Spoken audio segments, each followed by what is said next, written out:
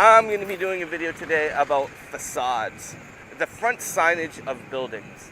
Now, I have a lot of good things to say about the Chinese facades, and I got a couple bad things. So if you're Chinese and you're watching this, chill out, man. Relax. I'm comparing it to my hometown in Canada, and I'm going to tell you something right now. The freedom and opportunity you have here to make your buildings wonderful by adding some unique signage in front of your buildings is far superior to ours in Canada.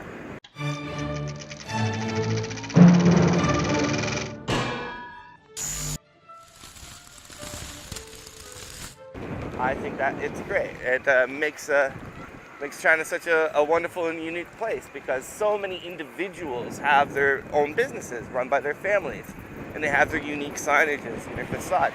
And that's something I'm reminded about every day as I travel through the city, is that there's so many entrepreneurs here and so many unique visions for their own storefronts. Alright, so this is a man, his name is Henry Tam. This article says he is a frustrated owner. He puts a former Loop building up for sale in Windsor. The article says that he can't get along with the Windsor City Council because they need permits for him to, even paint the exterior, and that they move so slow. He said that it takes about a month to do it. So this man who invested $4 billion in these properties is ready to pull out because of the anti-business atmosphere in the city of Windsor.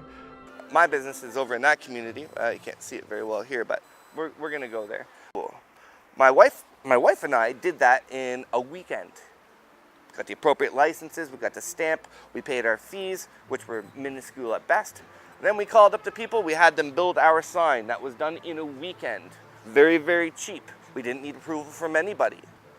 Then we opened up business, like that.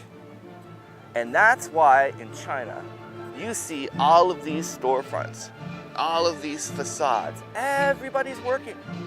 They don't have unemployment here like we do back home. That's because everybody can open every single person can have their own business and live their dream without the fucking government putting the finger in your eye and saying fuck off. And I can understand why that Chinese man in Ontario was pissed. Yeah. And I look over here and I see the people working and I see all of the good things that they have going on. And I think it's strictly because the government doesn't interfere. The communities don't interfere. Oh, you want to open a massage parlor? You want to open up a mahjong place? You want to open up an internet cafe? Fucking do it. There's nothing stopping you. There's nothing stopping you. And the hindrances of the government and especially the local government in Ontario and in Canada. That's why when you go down Ottawa Street in my hometown, or Erie Street, or Wyandotte West, anywhere you go, you can't see any business. You see closed, shuttered, people out of work, unemployment. It's because it's not that the people in Windsor or in Ontario don't have dreams for entrepreneurship. It's just that they can't do it. The government's in their fucking eye. And, not to be cynical, but that has to be on purpose. It has to be. Because how could anybody not want their community to thrive? I just don't get it. I personally just don't get it. Just look at these buildings. Look at the facades here. This is a restaurant. This is a hot pot restaurant. Kind of beautiful. Everything looks pretty good here, but you have to be directly involved. You need to observe. You need to watch them as they build things. Otherwise, you're going to get a lot of corners that are cut. And that's one of those catch-22s. Whereas in Canada, they have safety inspectors, they have quality assurance managers and things like that will come and make sure that everything is done to code and to spec and to things like that. And here's my school. There's the signs that we had created, two of them right here. These two have turned out pretty well for our facades. You know, you look at this sign right here. It was good for about 6 months, but started to pull away. You look at the D up there on. If you look at the D up there on Dancing Panda, you know, that's come off. The coloring on the white Dancing Panda is kind of, you know, discolored. So, I guess what I'm saying is that it's great that the people have freedom for entrepreneurship here and that they can do anything that they want with the signages and without government interference, without restrictions and without oversight and without, I don't know, without the government putting a finger in the eye. At the same time, the double-edged sword being the quality. The quality's, you know, sometimes questionable because there's so much competition. People undercut with the prices, just like they do pretty much anywhere. So that's kind of the gig that we need to be careful about over here. In my hometown of Windsor, Ontario, a shopping mall like this is very difficult to come across, where each vendor is unique, you know, individually owned by, you know, one business owner. Because the only people who can really afford the real estate in those large places like Tecumseh Mall and Devonshire Mall, they're so expensive that only large, you know, commercial retailers, you know, conglomerates can afford it. This was in Canada or America or any place like that. It just would be Taco Bell, Kentucky Fried Chicken, McDonald's, Burger King. Here's a little food street at this area. It's so much more interesting coming here than to, you know, a local food cart in any Western place. We've got so much variety here. We got some Shao-Kao barbecue sausage. That's tofu. Looks kind of yummy. I think it's great. There's a little bit of chaos that comes from having so many businesses that are so different side by side. That adds to, you know, the life experience here in China. Also, you know, usually the owners of these businesses aren't the people working in them. So there's a great divide between the care that the owners would give and the service that you receive from the people who work there. You know, in China, you would be lucky to have your employee, you know, make the food while not being on their phone. Hello. Here's our gate. This is called Jinqianlu, or Delicious Food Street. Let's go in here. 2 Korean barbecues. Again, no surprise. Even though they're different owners, they have the 2 exact same kind of restaurants, because if a person wants Korean barbecue, they know where to go. Sure, they compete for the same customers, but instead of having them on opposite sides of town, they put them together because more people will come. And this is a restaurant. This is an amazing restaurant. Look at the facade here, and you see all those hot, spicy peppers drying out there.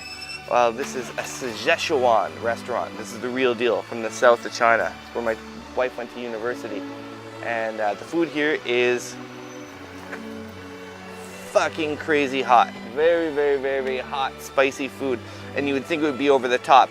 Well, it is. Like when I eat it, I have to take a napkin and wipe my tongue, and then, you know, I have to put, you know, cold water on my eyes. But it's funny, it's so delicious that you keep on coming back for more.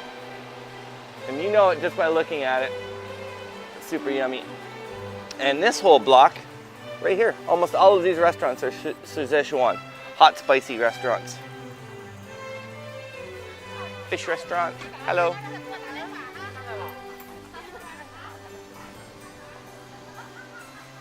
I haven't been here. I think this is a new one. Looks kind of interesting. Those are lights that'll light up at night. More Szechuan. Here. Take a look. They're building a facade right here, right now. They got their platforms up. That's all, it looks like pine wood or something like that. They're connecting it via aluminum right there to the back and building this structure. No permits required. If this structure falls or any piece breaks, then the building owner is responsible. But looks pretty nice. It's new. People investing in their communities. That's kind of cool. 你好，你们做这个吗？啊， these are the 师傅们，这是很好看。我要知道，如果在我的地方我要做这个，多少钱？10千吗？10万？啊，可以。啊，谢谢你。谢谢。好吧。好的。很好看的。这普通语言学得很好啊。啊，马马虎虎。谢谢了。So they're saying that one is 40,000 Chinese renminbi. Using all good wood like that, they're probably going to fill it with aluminum and some windows on the outside. So that's about 8,000 Canadian dollars. A lot more expensive than I would want to spend, but they're doing the whole frontage, so that's pretty good. And then you come to a place like this. What do you think this is? And you look at all of those columns, it looks really beautiful. And now any person here in China knows just by looking at this that this is a bathhouse. And you know, this is a beautiful facade, and I have been here for 8 years, and this is weathered very well. It's probably been here many years before I came here, and really looks beautiful. And any person who looks at it knows that this is a bathhouse. This particular one focuses on feet. So if you want a foot massage, this is where you go. Now, foreigners in China. Now, I'm probably preaching to the choir here. You already know. So many people, you know, oh, where can I find a good hotel? I should, you know, everything I find is just too expensive, or, you know, they have a problem with foreigners. Go to a bathhouse. See that place over there? Go to a bathhouse. You go there, they give you a locker, you can shower, you brush your teeth, they give you razors, shave your face. Then you go lie down in a room, and usually a beautiful girl will come by and give you a massage. Now it's a legit massage. It's a good massage. It's the kind where, you know, you can go home to your wife afterwards and say, you know, I'm a good boy. Go get a massage, then you fall asleep in that bed and you wake up in the morning. And usually it will cost you no more, usually, at least in Dongying, than 80 renminbi. There was a place where me and my boy JD would go, and it cost us 36 renminbi. $7 Canadian. And you have all of that, like with a hot tub, a sauna. Some of them have exercise rooms. And then in the bed that you get, you have your own private TV. Him and I would usually go there and play poker. We play heads-up poker, drink a little bit of whiskey, smoke a cigar, and get our massages and fall asleep. Wake up in the morning, that's your hotel, $7 Canadian. Don't go to the Sheraton, don't go to the Red Roof Inn, or, you know, the 5 stars over here. Go to a bathhouse if you're living on a budget, traveling here in China.